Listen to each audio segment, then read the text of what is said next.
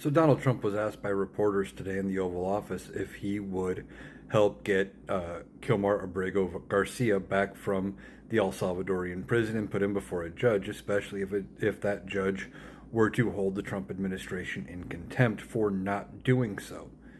And he said, well, I don't know. You'd have to ask the DOJ. You'd have to ask the attorneys. They're the ones doing that. I don't know much about it.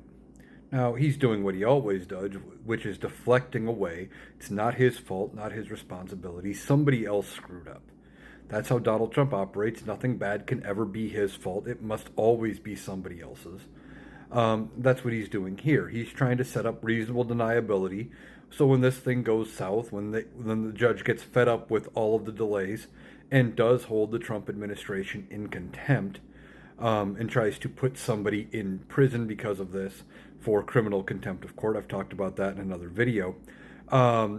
He can say, well, see, it was clearly their fault. I had nothing to do with it. He's trying to set up a fall guy. Now, who's the fall guy going to be? It could be Marco Rubio. It could be the DOJ and Pam Bondi, his attorney general. It could be Kristi Noem. It could be Tom Homan, his border czar.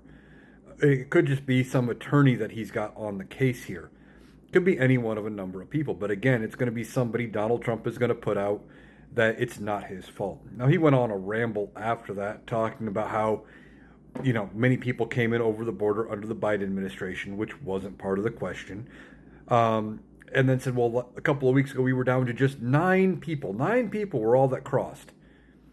I don't know where he gets his numbers. Now, I haven't seen any official numbers of encounters coming across, but something tells me it was more than 9. That seems ridiculous. It seems made up. Now, he says they let those 9 people across because they all had medical needs or whatever, and that's what he did.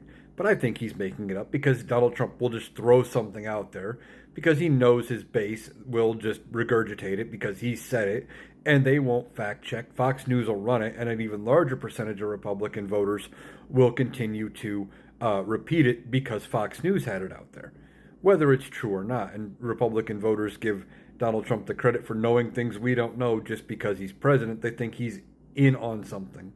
They don't see the fact that he doesn't know nearly what he's saying.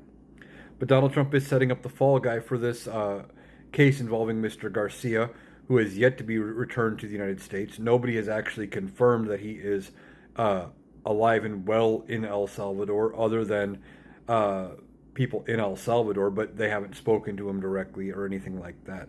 As the public outcry on this case gets louder and it's looking worse and worse for Donald Trump, he is going to set somebody up to take the fall.